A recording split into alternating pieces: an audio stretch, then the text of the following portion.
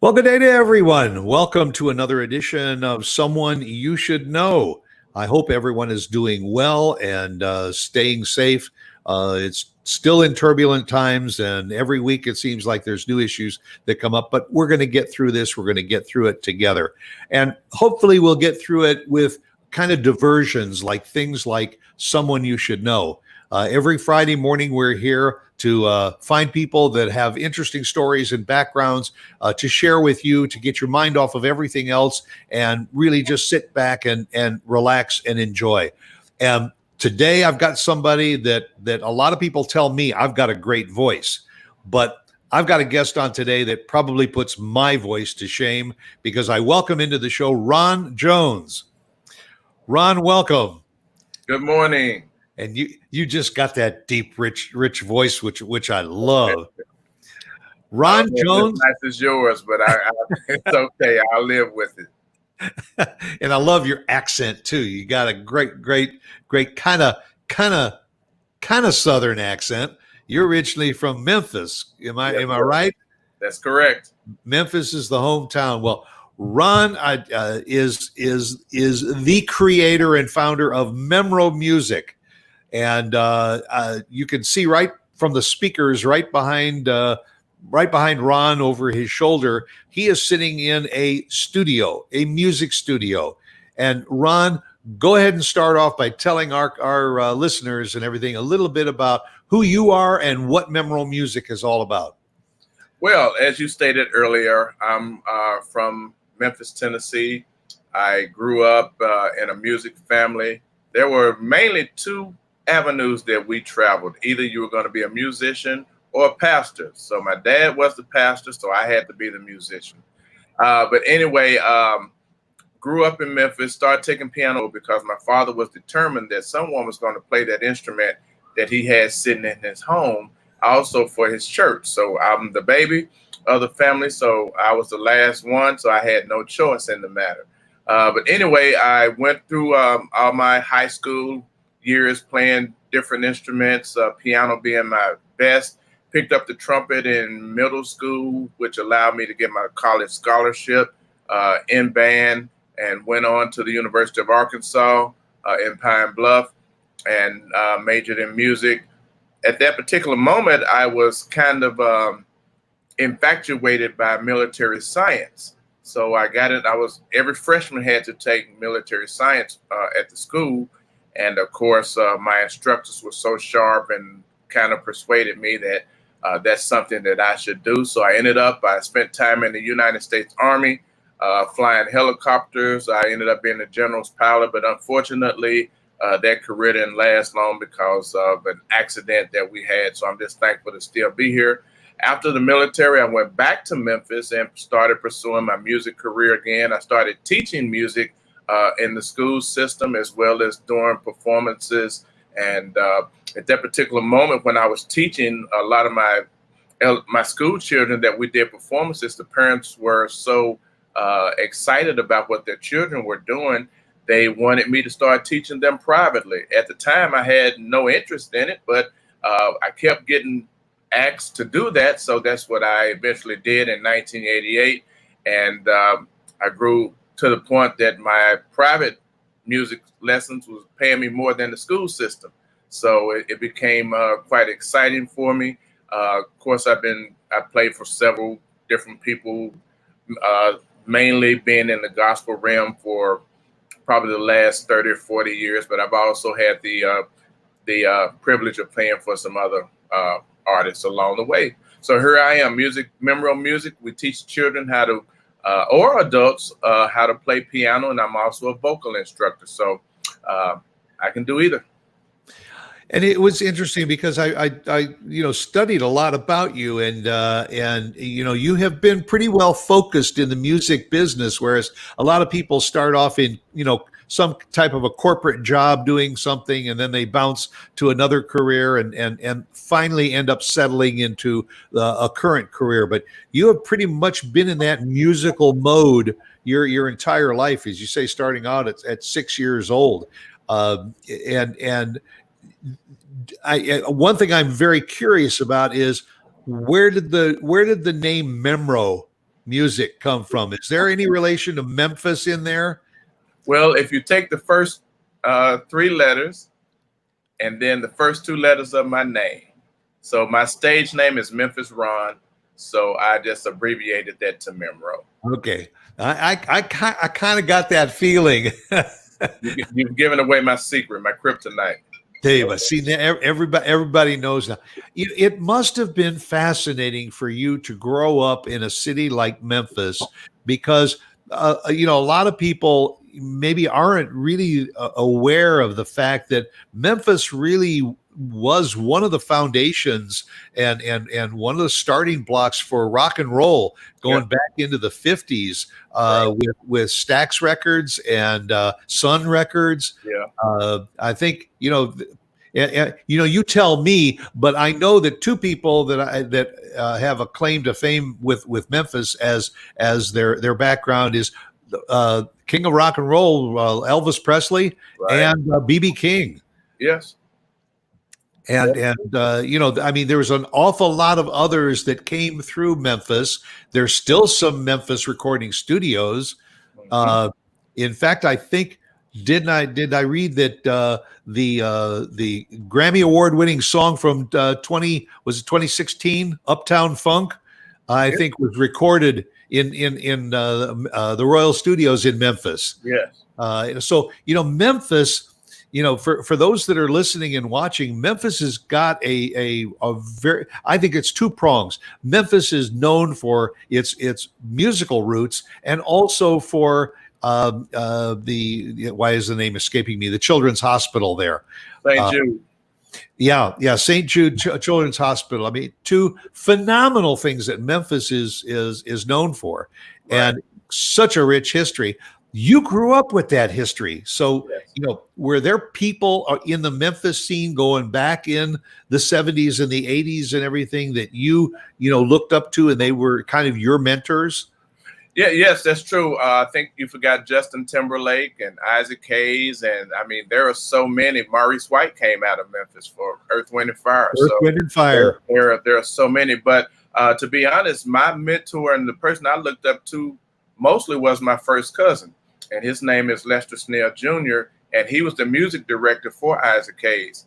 And there's a very popular movie that has been out for years, but they've redone it several times, Shaft, where he was the one that actually wrote the song Shaft for Isaac Hayes. And so, yes, I've had some great mentors along the way in Memphis, not to mention the rich gospel scene that we have had forever. Do not forget that we are also the barbecue capital of the world. and I will add to that the Memphis barbecue is a lot different from other barbecues. The Kansas City barbecue and Detroit barbecue and some of the other street barbecues from around the country. The Memphis has its own recipe. And its own flavor, and you got to try it sometime. I mean, Memphis is a fascinating city. And also, it's a great city to visit because you can actually stay in a hotel right down in the center of town and be within walking distance of. There's a minor league baseball team there, the Redbirds. You've got the main street where B.B. King's restaurant, all the rest of what street is that? Beale Street. Beale Street, right? And Beale Street really is only about 4 or 5 blocks long. Yeah. The main part of it. So I mean, there's an awful lot of music and culture that's all crammed in a very small area that you could easily cover by foot. Yeah. So did you start playing in the Memphis scene with bands, or playing on your own around Memphis before moving on to the Texas scene? Yes, I did. As I stated earlier, I was more so in the gospel realm than the other realms, but yes, I played for several different bands along the way, and it's just enriching to be able to do such a thing. And then did you play on your own, or were you like sideman in with other groups? And when bands came into town, sometimes they need extra musicians to back up. I did a lot of both. And then you do you write music also and lyrics? Yes, I do. Hmm. And all, and I know that you have said, because we've actually met through the Alan McKinney Netweavers group, and we meet every week, and we all talk a little bit about what our businesses are. And you have just talked so much about how much you love to teach music, especially piano, to other pieces. You have even in your biography that I found online, uh, you talk about how important it is for children to take up piano at an early age. That Yes. it's not just learning music, but that learning the discipline of the piano will help in their schoolwork, in their attitude, in their relation with other people. And you're a professor of that. Absolutely. Yes, sir. That's correct. And if most people can remember, if they went to a high school that had a good music program, excuse me, normally that valedictorian came out of the music program because of the disciplines that you learn. I mean, as far as self-esteem, concentration, music is more right brain than left brain, which is the mechanical side. So it helps with memory and just a whole host of things. I have a lot of students that I work with that were just tremendously shy until they went through my music program, and then it just does something to them internally. Even people with medical issues, it helps a lot because of the disciplines that music provides.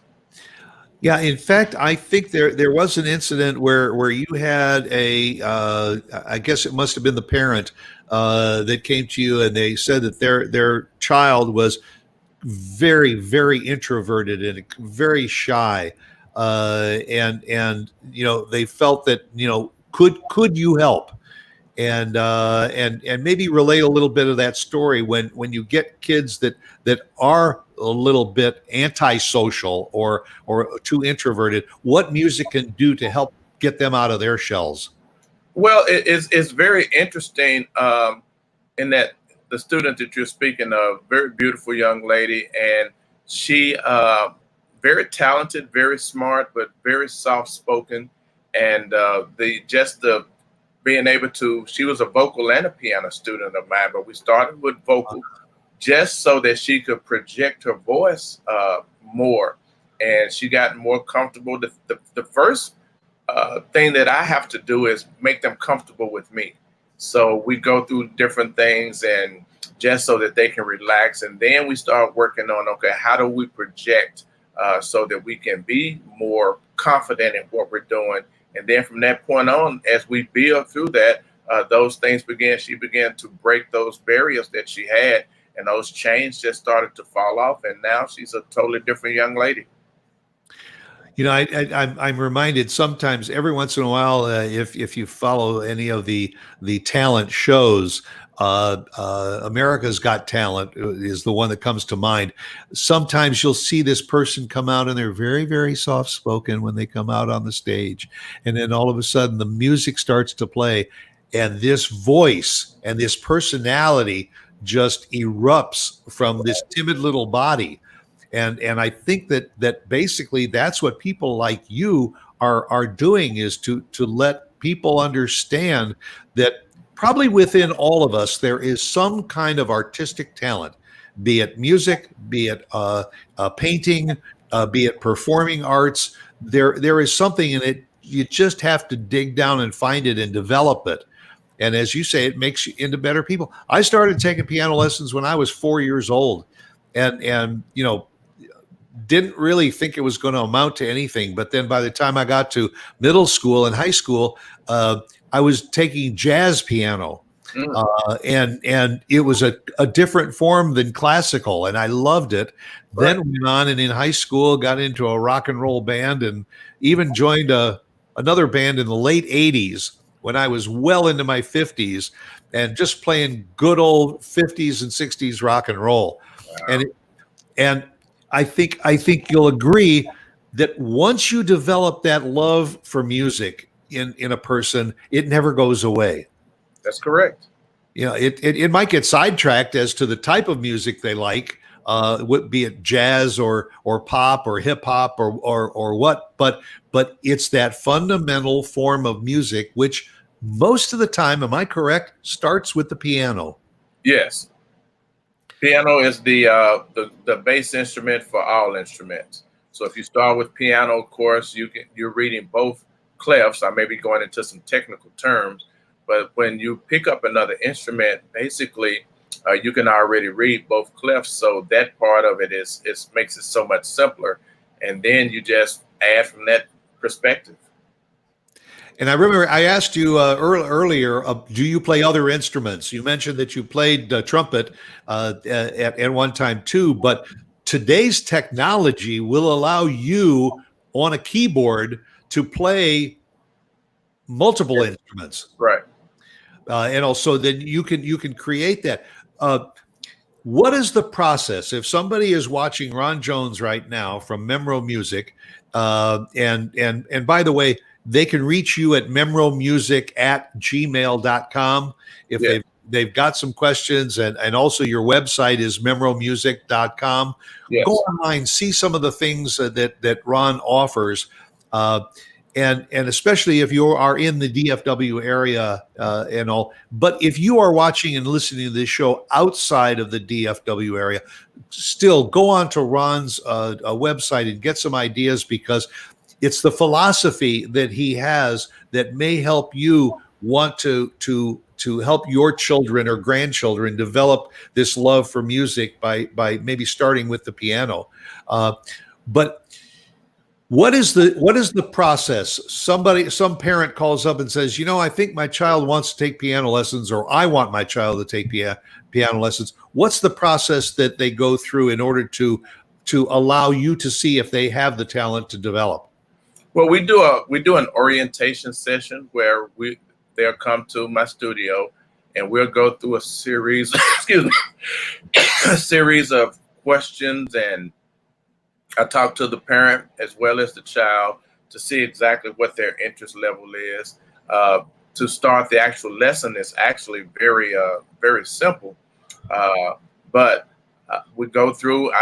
We decide if they want to learn to play by reading the music, if they want to learn to play by ear, or if there's a combination of both. We can do that. The key to piano now is finding what the child really likes and what they really want to do.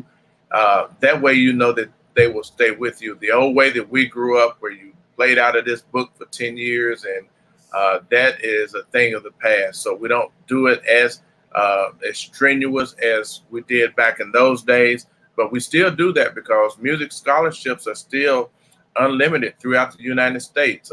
What most parents don't realize is that your child can get a music scholarship to any school they so desire.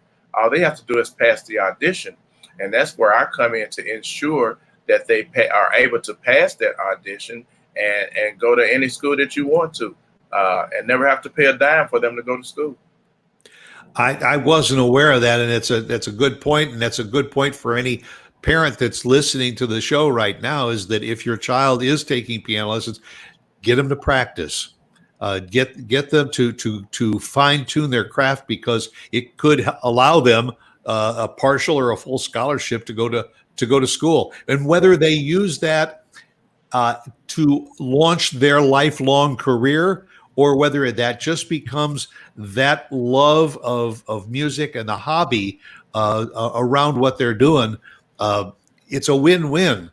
The students, I can understand that you say you start with an assessment, because one of the first things a student wants to do is to feel comfortable with the teacher, and for you to be able to know just what avenue and what things you have to do to develop the student, and for the student to want to go. I remember going to my teacher, and I really enjoyed working with my teacher. Then I would go home, and for the next 6 days, it was my mother or father saying, "Did you practice your piano today? Go in the living room and sit down at the piano and practice your piano." And they attacked me from a different viewpoint, whereas the teacher just wanted to say, "Please practice, because if you practice this week, it will allow us to move to this next level next week. And I think you have to develop the want in the student to want to go and practice. I happen to have a 10-year-old grandson that kind of his, because he's learning virtually right now, his escape is his piano. He Wow. like when he takes a break, he likes to go sit down at the piano and play. It's his mantra. It's his relaxation. And that's something that people like you can develop in young people that always wanted to do something in music. Yes, sir. And pianos, when I was growing up and when you were growing up, it was a monetary investment to have even an upright piano in your home. Was literally $1,000 or more to have even a decent piano. Even to find a used piano was several $100s. Yeah. But now the electronic pianos are so affordable, and they take up so little space in the home, and have as rich a sound as some of the regular pianos, that it's a much more affordable thing to get involved in. That's correct. Now, you do you write jingles? Do you ever get involved in the commercial aspect of music and doing soundtracks or something for commercials or for corporate videos and all? Yes, I have in the past. I'm not currently doing it, but I have done that. Yes. And have you also, you talking about working with students, have you found that this sequestering of people in their homes and all, are you working with some of these students virtually, or are you still working with anybody in the studio? Well, it's mainly virtual right now because of the pandemic. I still have a few that I go see because I know they've been sequestered to the home for the most part, but most of my students right now we're doing virtually. Has that become a challenge for you, or it just is an adjustment? No, it's actually it's turned out to be a great way to teach now. I thought it would be challenging, but no, it actually has not been. Well, then now I can kind of change my tune a little bit, because talking about trying to get people that might be interested in you and Memro music, they don't necessarily have to be in the DFW area. They can be anywhere in the country. If they're interested in learning piano, they can do it virtually, because once this whole pandemic is over, then is it safe to say that you'll continue to work with some students virtually? Oh, yes, sir. Like my college students, they go away to college even before the pandemic, and they still wanted to study with me. So, of course, if they're in a different state, they would just send me the music that they're working on, and we would still go through what they had to do, even though they have a college instructor. But we've been together for so long, and I'm able to communicate with them on a different level in some cases than their college professor. So, yes, virtual lessons are ideal. Well, then I want to tell everyone who is watching and listening to the show that if you think that this is something that you as an adult even or your children or grandchildren, you think that Ron might be a right fit for your child or yourself, and I'll get in touch with him and see if it's feasible. They can reach you. I mentioned, and Mark will put on the screen again the website and all, and the phone number is 972-896-9478. So if anybody coast to coast, you're interested and say, hey, you know what, I think I'd like to take some lessons from this man, get in touch with him. I mean, what it's going to cost you? A free phone call? And you can find out, because you may be able to learn how to play piano virtually. And I highly support it, because I think it's important. So you spent your early years growing up in Memphis and going away to college in Arkansas and all. When was the shift to the Texas scene? Well, as I stated earlier, I spent time in the military, and my last duty station was Fort Hood, Texas. Okay. Uh, and I had a lot of college mates that lived in Dallas. Of course, they were Arkansas is right next door.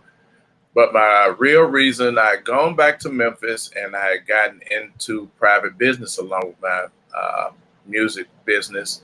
And there was a position that was offered to me to move to Dallas. So me being at that time the biggest Dallas Cowboy fan in Memphis, I just jumped all over that opportunity to, instead of having to travel to games, I could drive down the street. So it was just an ideal situation. So that's what brought me to Texas, and I've been here over 20 years now. It's 20 years already. Huh? Yeah. And you have still kept up with music education. I guess we should make mention of the fact that what your degree in is not just music, learning instruments and playing instruments, but it's in music education. So Yeah. you know what you're talking about when you're talking about theory and Right. the educational process for young startups Right. and developing them. But the other side of Ron Jones was that you were out there in the scenes. You were playing with the bands, and you mentioned a couple of people that you had collaborated a little bit with, people that involved with Isaac Hayes. And not too long ago, there's a very, very big name that you had an opportunity to play with. Tell us a little bit about that occasion. Okay, I'm gonna say this first. Not only do I do it privately, but I also work at a school that we teach group piano and also recording, audio engineering here in the Metroplex. So Okay. I teach daily there. Then I do my private school in the afternoon. But yes, I grew up. I was a fan of two artists that I call 1A and 1AA, because they were equally in my book. One was Prince, because he was just a musical genius that could play anything. And my first love was for Stevie Wonder. And you go back and you look at those little memory books we had in high school. I had Stevie Wonder and Prince just pasted all through it. So unbeknown to me, the church that I was affiliated with at the time had Stevie Wonder's sister-in-law there. We didn't know that she actually wrote a lot of Stevie Wonder songs. She had a beautiful voice in my choir because I was over the music department. And unfortunately, a couple of years ago, she passed away. So, we were having a funeral. We knew that she had an affiliation with Stevie Wonder. And in actuality, he came to the Metroplex right before and had a concert right before she passed away. But anyway, we were at her homegoing ceremony, and of course, I'm playing for the service, and while here walks in, with the processional Stevie Wonder, and I'm like, okay, I'm still trying to play, but I'm keeping my eyes on him, because that was my childhood idol growing up. So he was going to do a performance, not a performance, but do a song for the funeral. So when it was his time, I got up to get off the piano. He told me, no, I want you to play. And I was like, oh God, here we go. I was praying that I did not mess this up at all. So he told me what key he wanted to be in, and I played along with him. And he sung first, and then he pulled out this gigantic harmonica and went to town on it. So I'm following him, and we're going along, and we had a great time. So after the service, I got an opportunity to talk to him and take some pictures with him, and it was just the thrill of my life. And you talk about Stevie Wonder. In fact, I think he has a custom harmonica that's like 2 octaves. It's huge. Or so, and I mean, he started off as little Stevie Wonder with Fingertips Part 1 and 2, which was all about the harmonica. Right. In fact, am I not? He also is very, very talented on a lot of different instruments. Yes. And one of his albums. He played every instrument on the album. Was that Music in the Key of Life? I'm not sure of that one. I know Prince does. Prince has, but I'm not sure if Stevie Wonder did that or not. I'd have to do some research to be sure, but I'm not sure about that one. But I do know he plays all instruments. Did you ever cross paths with Prince? Not directly. That first cousin that I told you about earlier, I also wrote songs for Prince. So I did get to go backstage once with him, but I never got to do any music with him. But I mean, just the thrill of being. I mean, I get goosebumps just thinking about your childhood hero is Stevie Wonder, and all to be sitting at the same piano with your idol. Not many people get that opportunity to do, and that wasn't that many years ago, was it? No, it's about 4 years ago. Yeah. So it's fairly recently. So tell me and tell the audience a little bit about the equipment that you have behind you. Is that your studio? That's where you have your students that come in Yeah, to take lessons? right. I have in this studio 5 different keyboards that we practice from, and also the recording equipment is in front of me, so you can't see that. But they take piano lessons here. They take voice lessons here. They learn how to record, do audio engineering here. So anything that you can do musically, we do from right here.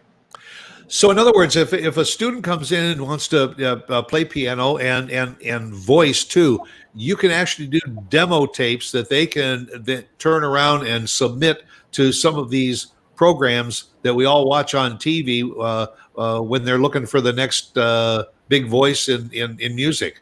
That's correct. Fascinating. And you've been doing this for what, 30, 40 years now?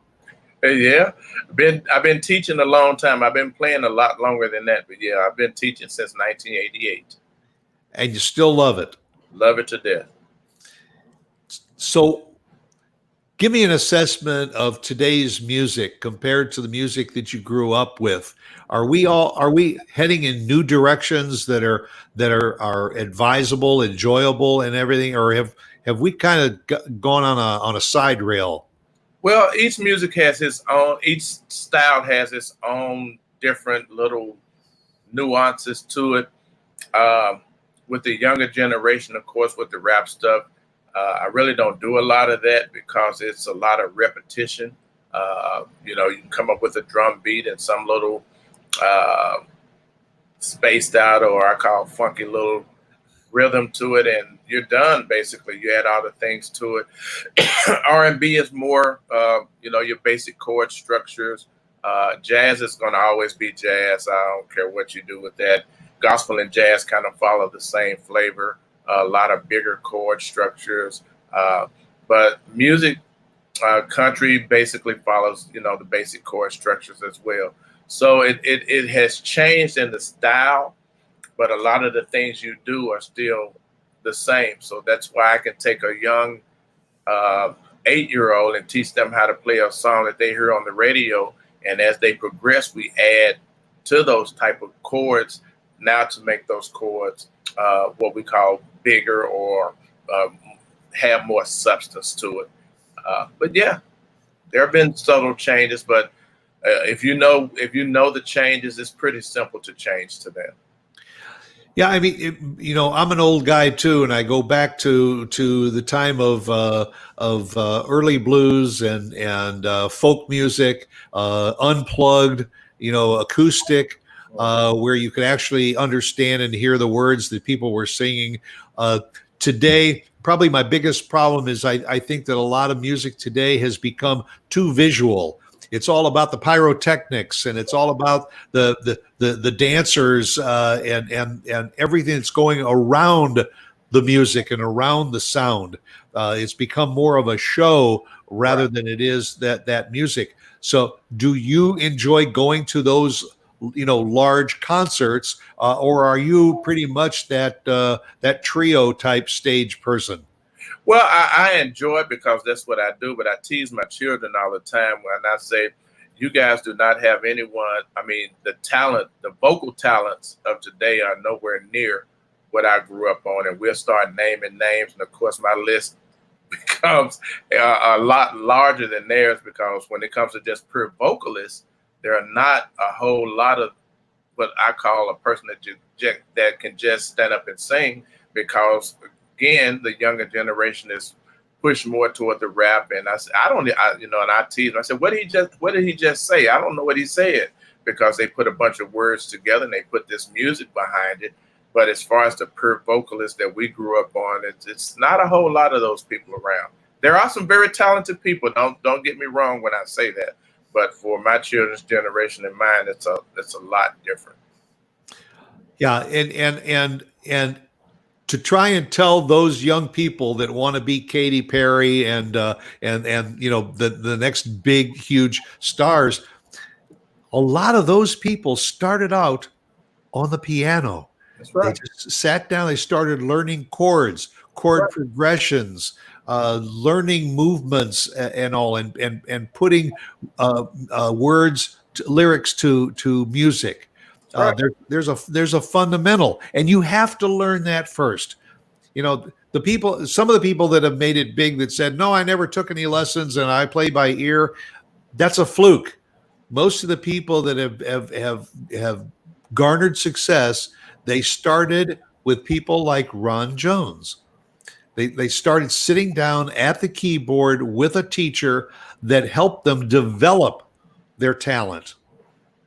I don't know if you caught the whether it was on Netflix or one of the shows. They did a special with David Foster.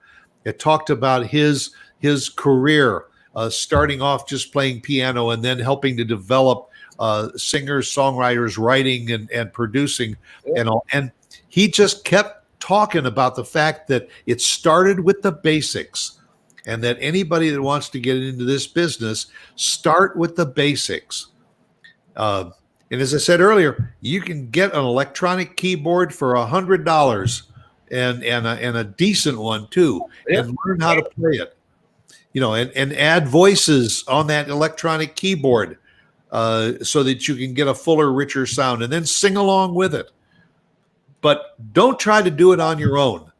I think I'm speaking Ron's language by saying, get a mentor. Get someone that can help teach you and guide you and give you that foundation that you need to develop whatever talent you want to take it to.